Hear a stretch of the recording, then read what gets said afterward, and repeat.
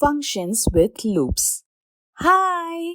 In this video, we are going to see how to write loops inside functions. It is quite interesting, isn't it? Shall we see an example? Now, let us write a for loop inside the function. Shall we print the multiplication table of the number 2 using a for loop? Let us create a function first. We know very well now that the function starts with def keyword followed by the name of the function.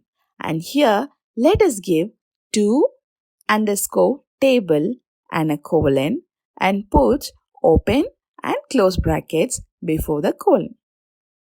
Press enter and with the tab space, write the for loop with the range from 2 to 21. So the values would be 2 to 20. And with the step value 2 to increase it by 2 each time and put colon at the end. Press enter and with the tab space write the print statement to print I. Then press enter again and delete 2 tab spaces and now call the function using the function name and open and close brackets.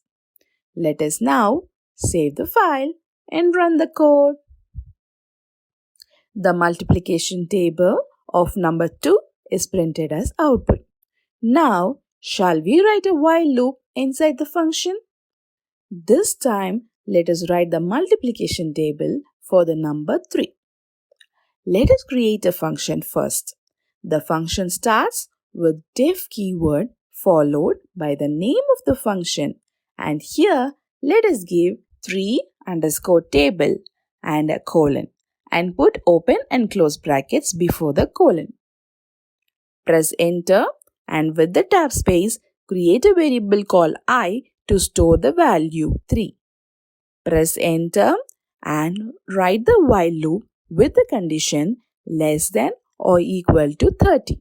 So, the values would be 3 to 30 and put colon at the end.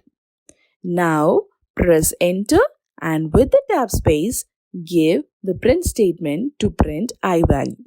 Then, press enter again and give the statement I is equal to I plus 3.